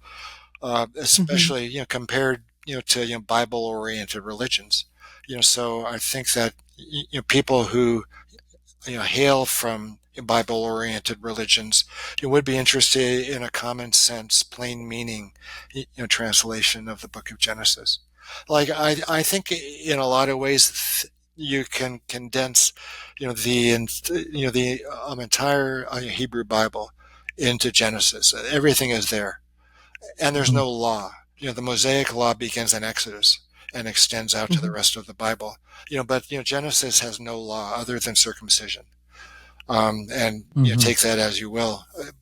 But the lives of the patriarchs are the meat, the substance of the text. So I think we can learn a lot of how to live a life that's connected with the creator of the universe, by following by examining carefully the lives of those figures, Abraham, Isaac, uh, Jacob and Judah, and Mhm. Joseph. Yeah, so that's what I've been working on for a long time, and I'm finally beginning to see the light at the end of the tunnel. Do you find any citations or any examples of the use of psychedelics of any kind in Genesis? No, there's no use of exogenous substances in the Bible other than wine and strong wine. Mhm. That's it. At least as far as the text is actually saying. It's interesting because I can remember kind of in the beginning days of my use of cannabis where people, when you're high and you're in a group of people and you're having a conversation where people would posit that the anointing oils that were being talked about were actually cannabis. So I've just always been curious about that. Yeah. Well, that could be. It isn't in the text. So there's a number of ingredients in the anointing oil. Um, so the one which people are claiming as cannabis, sounds like cannabis. The Hmm. Hebrew word. But also it could be translated sweet cane. Kana bosem. Hmm. Mhm. Kana is a cane, and Yabosem is a spice, or fragrant. So you can say it sounds like cannabis, but if you translated the words as they appear elsewhere, throughout the text, kana is cane, Yabosem is fragrant. You could actually dispense with looking for exogenous agents by pointing to the presence of DMT in the brain. So you don't Mm. really need to look for ergot alkaloids in the manna or DMT in the burning bush or whatnot. The Hmm. DMT. There is DMT in the human brain. Uh, and Yeah. well, in the rodent brain, and that's been quite well established. The enzymes in the rodent and in the human are quite comparable. But we Mhm. know for certain there is measurable DMT in rather high quantities in the rodent brain. So if the brain is making this compound, it will go up and it will go down. Mm. Depending on the situation. So I think you could just point to DMT, which we know about, rather than speculating about things that are just speculation at this point. So, is it possible that these experiences were uh, perhaps easier to access because of the lack of kind of ambient noise that we have now? So, we have cell phones and internet and all of these things that maybe create interference with us. And in antiquity, these things didn't exist. So, do you think it would potentially be easier to have these what could be considered heightened or enlightened experiences in antiquity? Um, it could be. There was an anthropologist, I think, out there named Janes, Julian Janes, who Mhm. wrote a book about the bicameral mind. Yes. Yeah, yeah. And he proposed that back in the day, everybody heard a voice, and Mhm. it was Mhm. their sense of self which was being externalized. And Mm. in a way, this voice was saying, tie your shoes, it's time for dinner, go to bed, go to work, those kinds of things.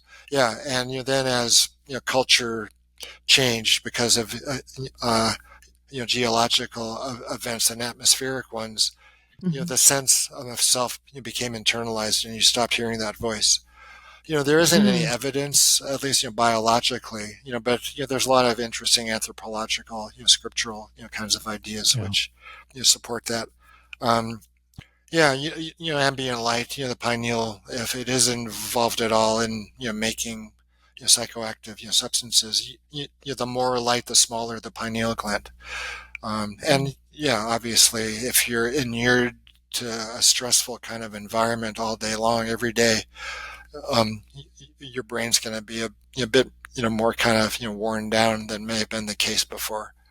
Yeah, Mm. one day, one of the volunteers in the DMT, uh, study, came out of, the intoxication, and they asked, well, couldn't you do this, through meditation? And I kind of said, well, good luck.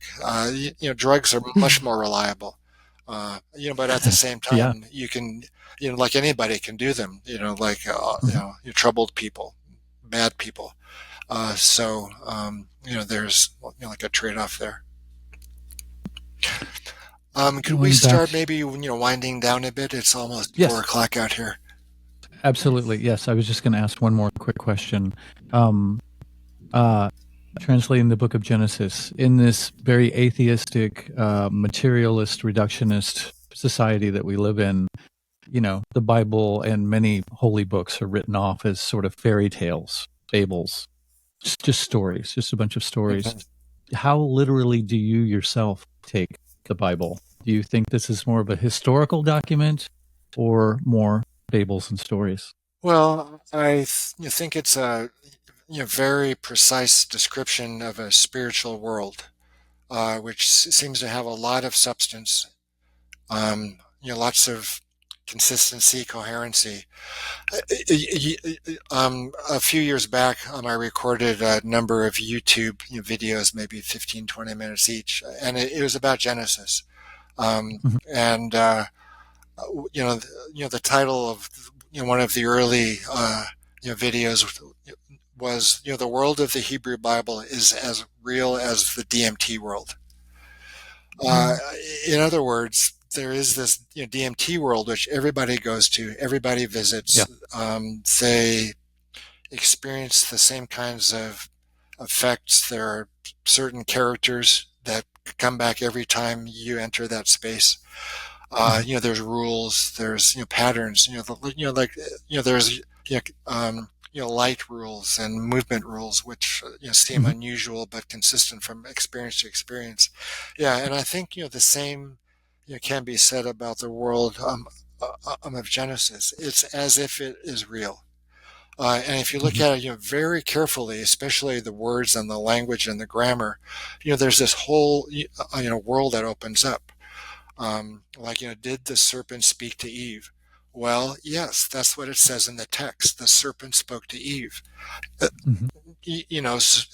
and you work with that. You don't start interpreting it as like evil in the world or Eve's subconscious or some Jungian Mhm. Yeah. archetype or some Freudian hidden desires. It's the serpent spoke to Eve, and this is what the serpent said. And Mhm. after that statement from the serpent, then Eve responded.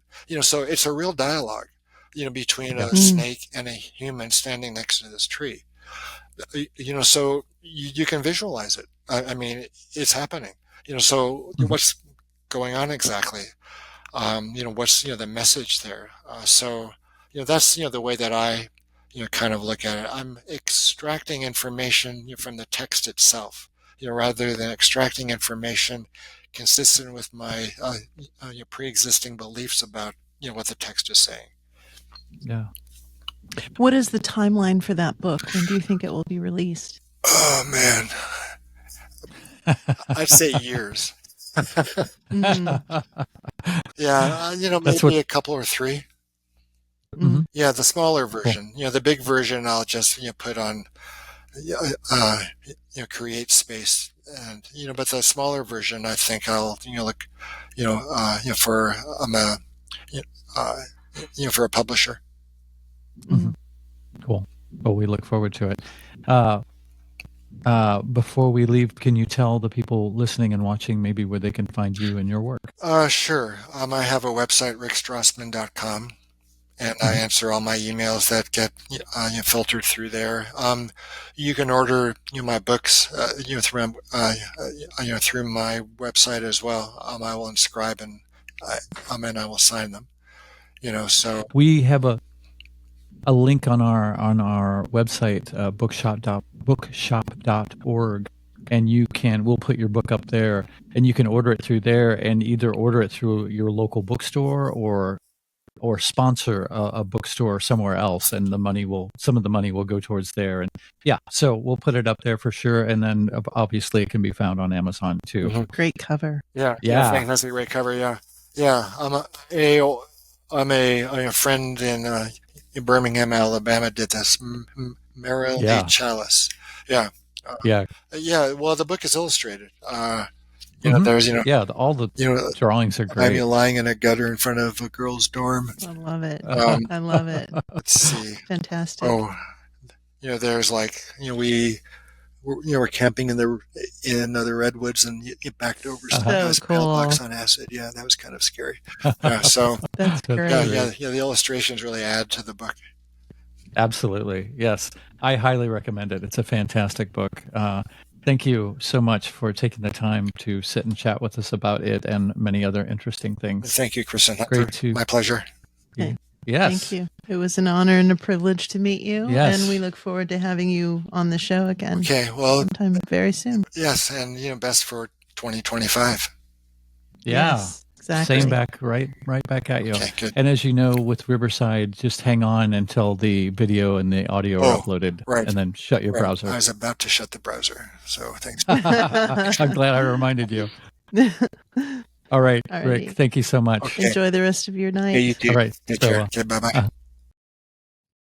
That was fabulous. It was fabulous. Yeah. And I like that Terrence was here with us Yes, exactly. in spirit, joining the conversation. Mhm. I did want to talk to him once he mentioned the Genesis book about Dr. Hillman's work I thought about that too. and hear what his thoughts are. He may or may not know about Dr. Hillman, but I'm always curious when people mention doing translations in the Bible and what their take is on that, and maybe we could email him and ask him and send Yeah. him something and see Or- what he has to say. Or Moro Biglione. I always Mhm. fuck up his last name, but the Italian guy who actually translates the Hebrew version. Yes.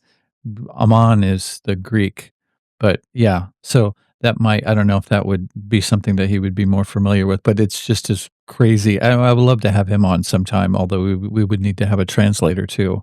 But insane translations of the Bible, angels being robots and all kinds of crazy stuff. Yeah, this does have some really beautiful, highly strange illustrations in it. Yeah.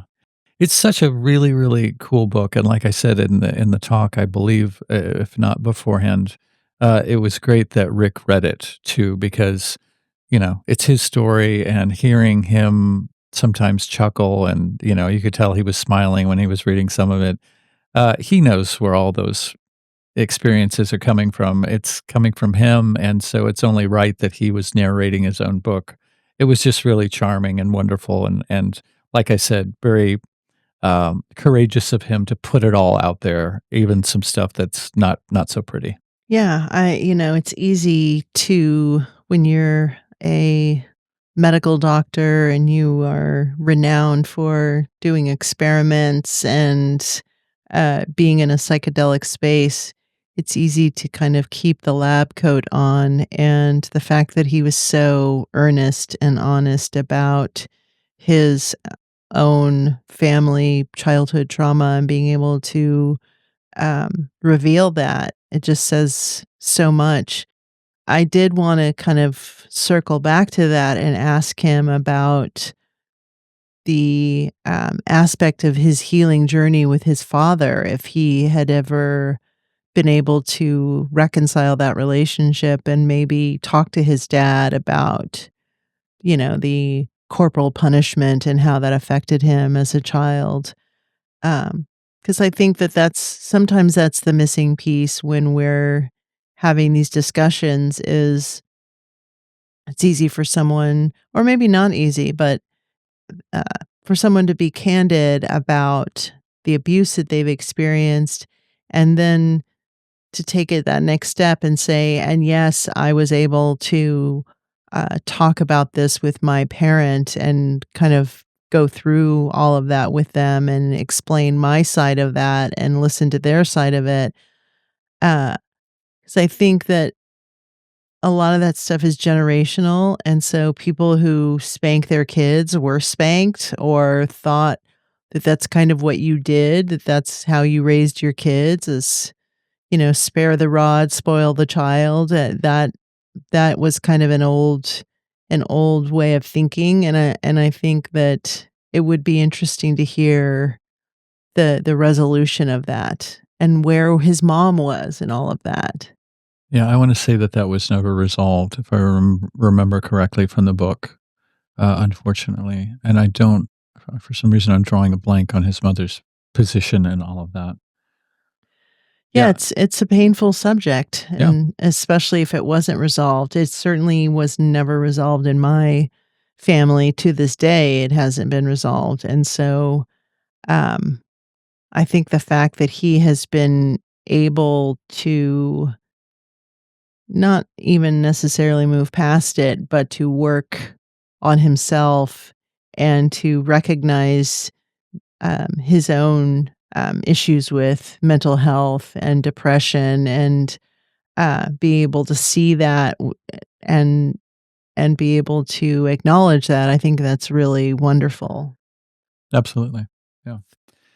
Um, yeah, and a totally different book than the DMT or DMT, the spirit molecule, and the one that I always forget, DMT and the Soul of Prophecy, which has a lot to do with as he was kind of mentioning there towards the end, the DMT realm and the realm of sort of biblical prophecy and scripture and stuff like that. Which I didn't vibe with as much as the spirit molecule, but it's still some fantastic stuff was in that book too. So I highly recommend all of the 3 books that I've read of his. Yes, he's great. Yeah. He's just very kind and Yes. thoughtful. And,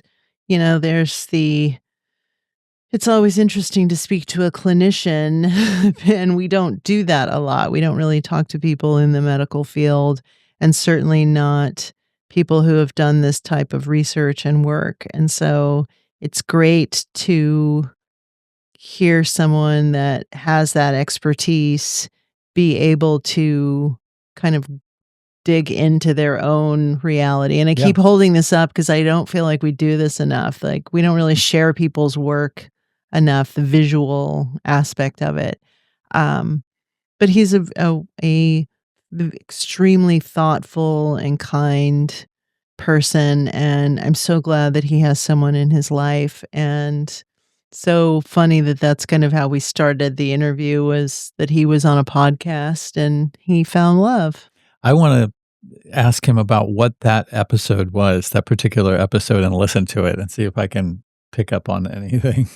Yeah, I mean, now that we have her name, we can probably go back I didn't write it down. But and try to find it, but you did record it. yeah, it is recorded. Yes, for sure. And we can always write him about it. Yeah, it would be great if it was a visual interview to be able to see their banter, Mhm. to see if we could pick out the moment Exactly. where love blossomed. The spark was Yeah. ignited. Yeah. It was great. Yeah. I really enjoyed it. And, Absolutely. it's hard to talk about hard things like my own experience. Um, and I didn't want this to turn into a therapy session for me, but it really did help to hear him say, what were you thinking? Because to be honest, I think I approached that experience with a bit of audacity, like, oh, Mhm. I've done psychedelics Yeah. before. Like, I know what this is going to be. I'm going to trip out and it'll be fine. Um, and so I didn't have a healthy reverence for DMT when I did it. And I think that's something that he was really clear about is, any type of public use, or, any use that somehow the government is involved in and regulation the government is involved in, it's really important that those things be taken seriously and that there aren't psilocybin shops on every corner or DMT shops on every corner because I think there's a lot of people out there that don't need to be taking DMT, Exactly. kind of on their own. And, my first psilocybin experience, I was 16 and it was in, I want to say like February or March, and I skipped school. I took it in the daytime and I skipped school with one of my friends, and we went to see Fantasia, and it was snowing outside, and it was a really beautiful, magical, safe experience that I had, and an amazing experience, but I wouldn't recommend, our 15 and 17-year-olds to go and take psilocybin in a snowstorm. Like, I just feel like that, like, as he said, it skips a generation. I think maybe it's not necessary. If they're going to come to it, they'll come to it for their own Yeah. reasons, not anything remotely resembling anything that we were. And before I did LSD for the first time, I researched the fuck out of that. Like, I got a hold of any book that I possibly could in our local library and in our school library. And so I wanted to, kind of go in as informed as one can be without actually experiencing it. And I think that helped, actually. I knew somewhat what to expect, and I had a fucking blast. I did it in my parents' basement. I never did that particular kind of LSD before. It was Black Pyramid. It was actually gel Mhm. that dissolve on your tongue. Mhm. I've only done blotter since then. And it was really, really visual, and it was very, very much fun. Very magical. Yeah, it's hilarious because I was extremely frightened of LSD because of the after school special with That Helen Hunt, and she took it and then she jumped out the window of the school. I want to say it was the school, and broke her leg. And so because it was presented as a cautionary tale, I was so young when I saw that, it really scared me. And also, I think kind of the hippie drug movement that I grew up, like, I was born in '68, and so I saw Woodstock footage and films, and I saw these people tripping out, and my mother was living in San Francisco when I was an infant at one point, and being a sober person, she said, I saw people who were, heavily scholarly and super smart just kind of lose their minds taking these drugs. And she was really kind of an anti-psychedelic person. And so the way she posed it, and this is what made it more attractive to me, was the way that she posed it was that, some people took it and they tripped out and then they never came back. And so I think that was also, and we had some member of our family who took it once, and then they had a child that had some developmental issues. And then there was always this connection that this person taking psychedelics had some effect on the DNA, and so No. there was that kind of fear mongering that was happening also. So I think she was as free thinking as she also was coming from this fundamentalist Christian perspective, this very Baptist perspective that you don't do drugs, you don't drink, you don't dance, so I think that influenced it too. But it also is what I rebelled against. Yeah, for sure. The drug propaganda movies always piqued my interest. Although I think on some level I knew that they were probably totally bullshit. But like what is this thing that these people are making these bullshit Yeah. propaganda films about? Like, Yeah. I want to know what the real deal is, which I think is what led me into the research of finding out what was behind all of that. And, you know, still in the residue of the 60s, and all the art and music and stuff Yeah. that came from that, and a movement, the hippie movement, starting with the beat movement. Yeah, all of it fascinated me. And Mad Magazine, which was Yeah. had tons of drug culture references in it. So I was primed to try that, and I'm very glad that I did. I mean, and then I would trip on school nights in my parents' house, directly across the hallway from them, and I would stay up all night long and listening to this new music that I just discovered, Susie and the Banshees, and oh, it was immensely blissful, and somehow I made it through school the next day, but I saw nothing wrong with that. I saw it all as it was all up for grabs, and the exploration was ripe for the experiencing, and I'm glad that I did that. I had a blast. I think I was way more, I think because of the time of the trauma, the period that stuff happened in my childhood, basically from 12 to 14, 12 to 15, that particular period, I was so desirous to get away from my family and the trauma that I was experiencing in my family, that when my friend came back into my sphere and she was a pot smoker, I think that was the thing that really opened the door to me, because the first time I smoked, I can remember feeling like everything that, like, kind of had a hold of me just kind of fell away, and I felt I I never laughed as hard as I laughed that night, and I never felt that good, and I really wanted that, and so I think that was more the lure than, any other cultural things that were maybe dissuading me or discouraging me. So it's all about timing, I think. Absolutely. I could have laughed all night. I was escaping boredom and what I thought was an oppressive regime at my house, basically stemming from my mother. And again, not like Pink Floyd The Wall or anything like that, but, you know, just harshing my mellow and being very, overprotective, and any escape that I could get from that, which if that meant tripping balls on LSD, across the hallway from my parents' room, then so be it.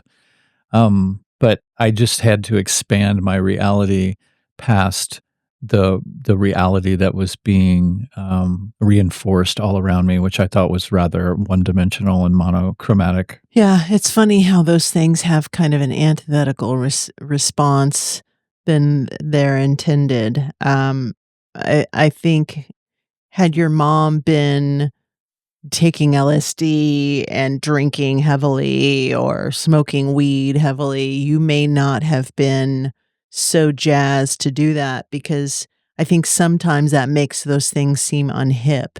And so I definitely see that. Not that the kids don't think we're hip or think we're hip. I think they just have a different grasp on reality, or a different Yeah. viewpoint of reality, so there's not this urgency to escape. It's called evolution, and I Yeah, think maybe. I I've mean, evolved from my parents' generation. Not like I'm better, but I think I'm better at certain things maybe than they were. yeah. And I know some kids who drank very heavily because their parents drank very heavily, or they smoked a lot of weed because their parents smoked weed. So I just find it interesting that just this cocktail that we are in right now, this alchemy that we're in right now, that that is not that's not a lure. Mhm. Like, no one in our family is like, "Oh, they seem really cool when they get high, so I'm gonna get high." Yeah. And it's also that we've given those things up. So it's not like we're doing stuff to rebel against. Yeah. Okay. There My you go. bladder is going to rebel against this room if we keep talking much longer, which I'm sorry. I would like to go on longer. Rick, fantastic dude. I'm glad that he came on for the second time, and hopefully he'll come on again. Then we don't have to wait for his Genesis book to be done to Yeah, initiate that. But exactly. thank you, Rick. Highly recommend his book. Again, we will have the link on our bookshop.org link that it will be on our website. It actually is already on our website, but I just don't have the book up there yet. And you can get it through there and not support Satan. Exactly. Yes. All right, guys. Yes. Go to our website, themeltpodcast.net. Yeah, that's right. And there's a way to contact us through there, or hunter-muse@protonmail.com. And thank you so much for listening and for giving us your valuable attention. Much love to you all. And I hope that you glean something or many things positive from this conversation. Ta-ta.